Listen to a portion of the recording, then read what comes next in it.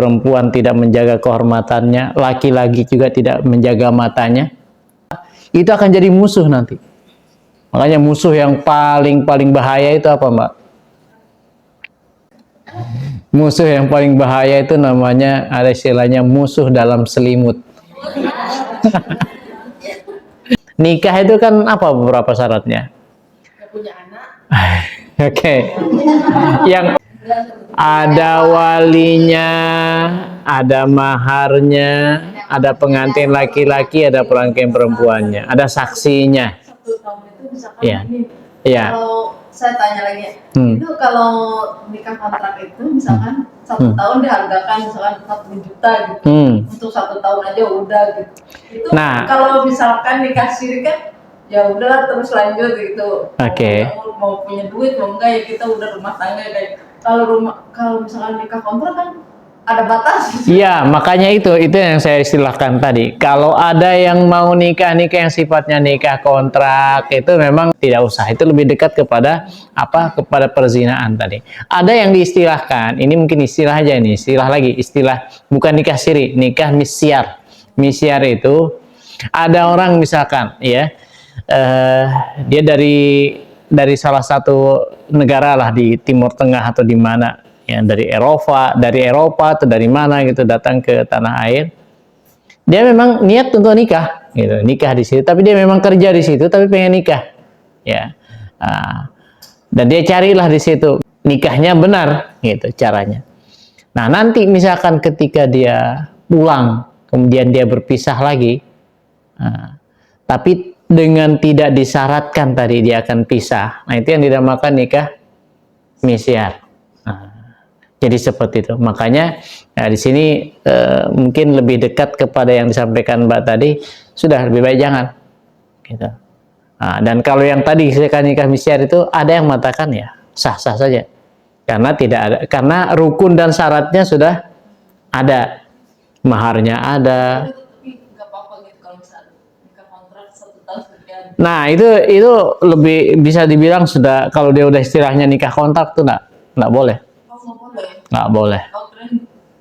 Enggak boleh. Misalkan dia bilang 40 tahun, setahun.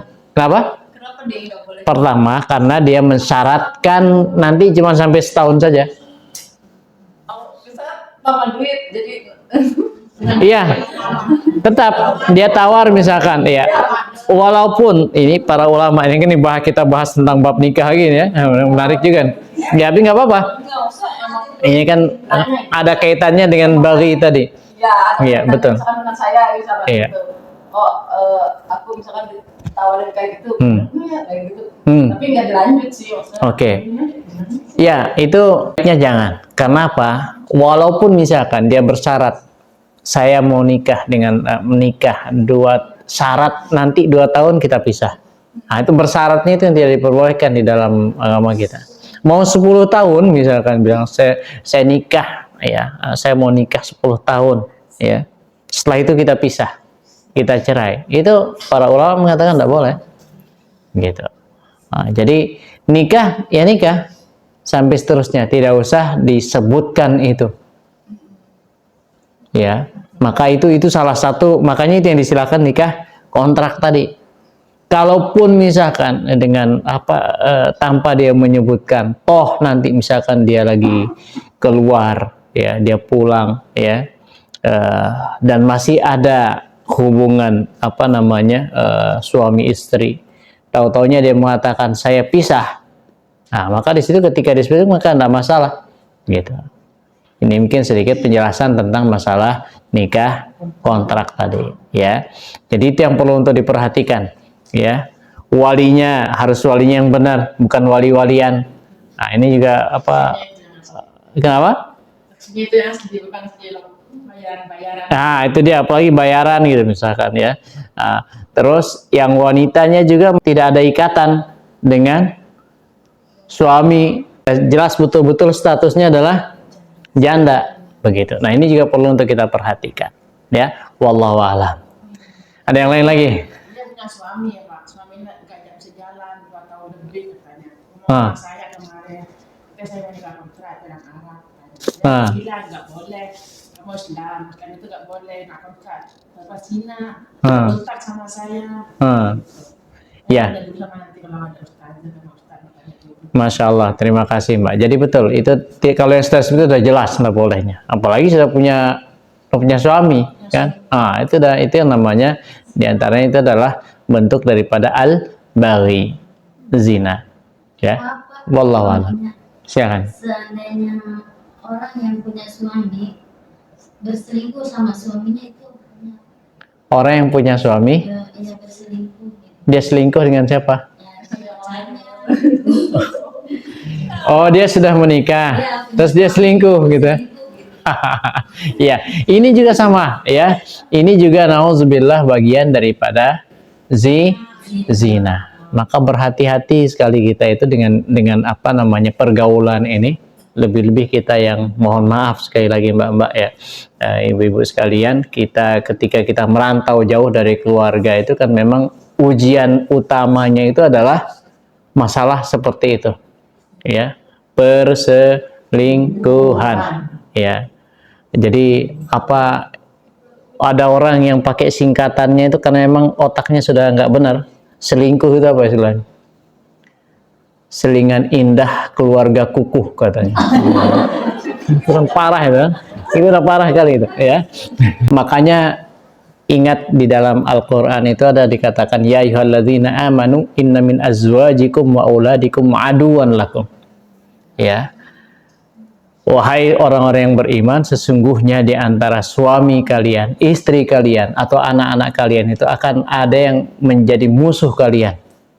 Musuh itu di mana? Di dunia, di akhirat.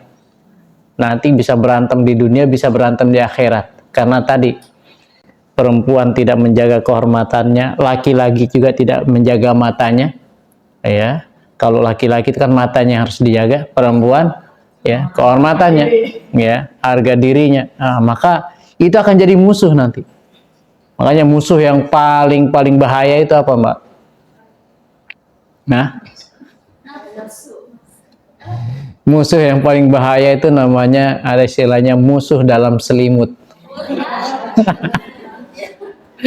Musuh dalam selimut ya maksudnya tadi ya, baik yang arti yang benar atau kiasan gitu. Musuh dalam selimut itu ya dia seperti jadi kawan ternyata dia menikam dari belakang. Nah, itu bahaya itu. Atau musuh dalam selimut itu maksudnya ya itu pasangannya tadi. Ya karena dia satu selimut kan.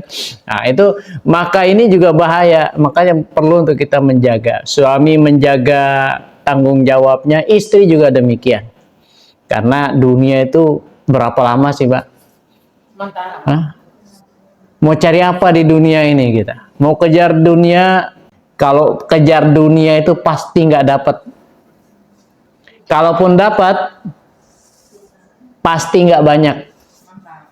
Harus apa? Iya, makanya itu kalau mau sekedar kejar dunia saja, ngejar dunia itu maksudnya apa? Nah, ini menarik ini. Kita coba kejar dunia nggak dapat, pasti nggak dapat. Kalaupun dapat nggak banyak, Mbak. Cari nafkahnya, nggak usah jangan terlalu maksa gitu untuk ngejar dunia. Karena kalau kita kejar, ya nggak banyak. Kalaupun banyak, kita nggak akan puas, Mbak. Nggak puas kita sama dunia. Kalaupun puas, nggak lama, ya kan? Tahu-tahu udah assalamualaikum kan? Ya, tinggal dimasukkan kita ke dalam liang kubur. Ya, udah. Tapi kalau kita kejar akhirat, kita ingatnya akhirat, kita ingat bahwasanya inna lillahi wa inna ilaihi rajiun. Kalau kita kejar akhirat, pasti kita dapat, Mbak. Ya. Udah dapat, pasti banyak itu. Akhirat, banyak selawat, banyak ngaji, banyak zikir, banyak apa lagi. Macam-macam itu pasti dapat, pasti banyak. Sudah banyak, pasti puas. Sudah puas, abadi lagi. Selamanya akhirat itu. Jadi udah perbanyak aja akhirat itu. Ya. Jadi kita punya harta itu biasa-biasa saja, kita sedekah itu biasa, nggak apa namanya kita jadi nggak bakhil kalau kita ingat akhirat, gitu ya. Silakan ada lagi? Ya boleh. Kan misalkan perempuan itu suka terus dia bertobat diterima nggak sama Allah? Iya, masya Allah. Illa man taba wa amila solihan. faulaika yatubullahu alaihim. Ya. Jadi illal ladzina tabu wal ladzina yarmuna al muhsanati thumma lam ya'tu bi arba'ati syuhada fajliduhum 80 jaldatan wa la taqbalu lahum syahadatan abada wa ulaika humul fasiqun illal ladzina tabu min ba'di dzalika wa aslahu fa innallaha ghafurur rahim. Jadi orang kalau dia sudah pernah melakukan apa saja, apapun dosanya, kemudian dia bertaubat, dia perbaiki diri, dia minta ampun sama Allah, ya Allah, dia istighfar siang malam, ya, dia ingat kesalahan-kesalahannya, dia ganti itu dengan kebaikan-kebaikan, Allah akan balas itu. Ya, dibalik bahkan di dalam ayat yang lain, faulaika yubaddilullahu sayyi'atihim hasanat, dirubah yang tadinya buruk jadi baik, dia dapat pahala. Makanya kita jangan putus asa dari rahmat Allah.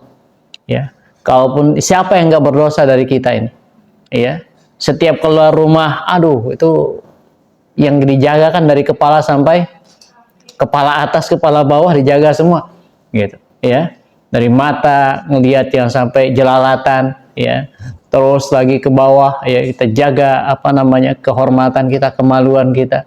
Nah itu memang harus kita perbanyak bertaubat kepada Allah, dan orang yang bertaubat kepada Allah itu orang yang terbaik. Ada seorang yang berzina, kemudian dia datang kepada Nabi, ngaku, lapor, wahai Nabi, rajam saya. Ya, dan apa yang terjadi? Dikasih kesempatan dulu, tunggu kalau memang anakmu, kalau memang ada dia hamil, dinyatakan hamil, tunggu sampai anaknya lahir, sampai besar anaknya, ternyata datang lagi untuk minta dirajam.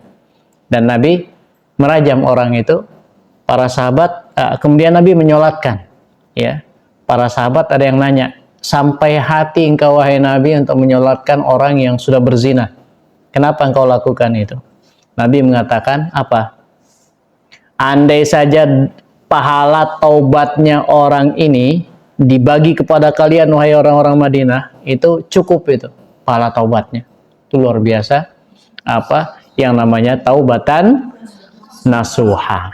Ya, dia bertaubat. Ya, taubatan nasuha. Jadi taubat nasuha itu artinya gimana, Mbak? Benar-benar taubat, bukan taubat sambal. Ya, kalau taubat sambal itu kapok ngulang lagi, kapok lagi ngulang lagi. Tapi ala kulihal tetap saja kita dianjurkan untuk selalu bertaubat. Kalaupun dia misalkan ngulang, nauzubillah, ya, dia bertaubat, sudah taubat aja terus. Pokoknya dirikan sholat, kita dirikan, tunaikan zakat, perbanyak istighfar, itu insya Allah yang akan menjaga kita.